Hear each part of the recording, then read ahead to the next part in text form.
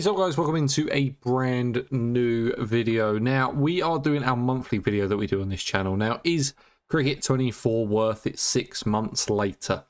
Now, some interesting things have happened in the last month. We had an update after 3 months of Big Ant kind of not doing anything. And then more personal news rather than kind of what Big Ant have done is the Big Ant and Ross Simons went and blocked me on Twitter, which it hurt the soul a little bit. I have made a video on that. Go and watch that. I think it's called, oh, what's it called now? I was blocked by Big Ant or something like that. So I'm going to try and keep that out of it as much as I can, for the simple fact of you don't necessarily care if I've been blocked and you're wanting to buy the game 6 months later. Maybe you want to upgrade from Cricket 22 or Cricket 19. I do get a lot of comments, a lot of people in my Twitch streams or YouTube streams or TikTok streams or whatever it is saying, I've got Cricket 19, I've got Cricket 22. Should I upgrade to Cricket 24? Is it a lot better? And I'm going to give my opinion today. But before we get into it though, guys, if you could leave a like on the video, subscribe if you haven't already. It does massively help out the channel. We'll start off and see how we get on. So, Cricket 24 has been out now for 6 months. It is exactly a year as well. Actually, it's not exactly a year. I think it was a year, what was it, Thursday? I'm pretty sure it was a year Thursday since they announced Cricket 24 was going to come out. Then it was obviously delayed by a few months, which was, again, slightly upsetting. Didn't come out with the Ashes. Came out with the World Cup in October instead. We had a fair few patches at the start of it to try and fix a fair few bugs in it. A few of them broke the game, and a few of them fixed a few things that they have. Now, this game is completely obsessed with how many licenses they can get. There is no real thought that goes into any of the gameplay or how long people actually play the game. For me, it's quite obvious that Big Ant and Ross Simons, really, they care about getting your £50 or whatever it is in your equivalent currency for buying the game, and then they don't really care about the user experience after that. That's what I found, and that's how it has been up to this date. Now, they would have to fix some of the early patches and the early glitches that are in the game for the simple fact of they want more people to buy it.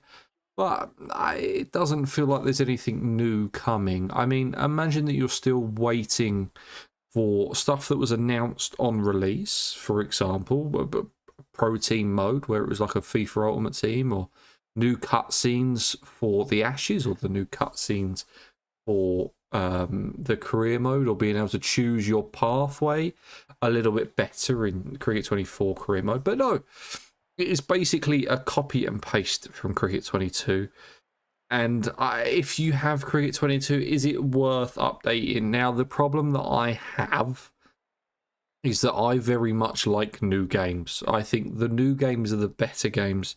But if you're not struggling for money, let's say that you'd notice £50 leaving your account, stick with Cricket 2019. Stick with Cricket 22. I wouldn't bother with this game. There is no real forward push with this game.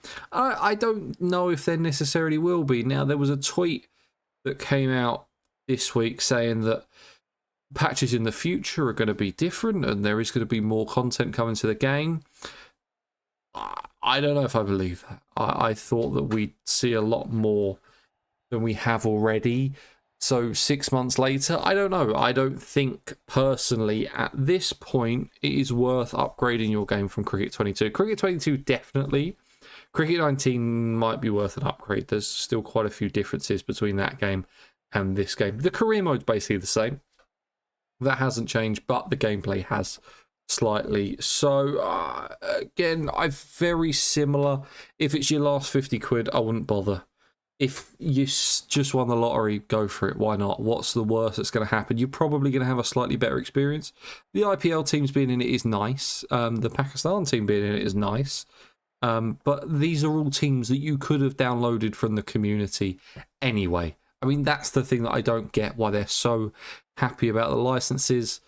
I know why they are, because they want to sell to India, and India are an absolutely massive market for a cricket game, and if they get all the IPL teams in, then of course it would work. But there are still glitches, like the ball hitting the bowler for no apparent reason, and then not much else happening.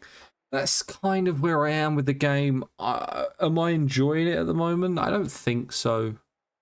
I like making content about it. I like reading your guys' comments. I like growing my channel through it. It's just, it gets a little bit tedious after a while. I think that's the issue. And sometimes I sit down and know that I have to record, and I think, I'm not 100% sure if I want to do this today. But it is what it is, and I know that that's game related. I know that this game has a lifespan, and I've passed it. I mean, I've played about 11 days on this game now. If anyone could get more than 2 days not making content on it, I'd be surprised. You'd be a real cricket badger at that point, but that's going to be my opinion on it. If you do have any comments or any questions that you want to put it down in the comments below. I will try and get back to as many people as I can. I think there was a deal on with PlayStation Plus at the moment where you could buy the game for £32.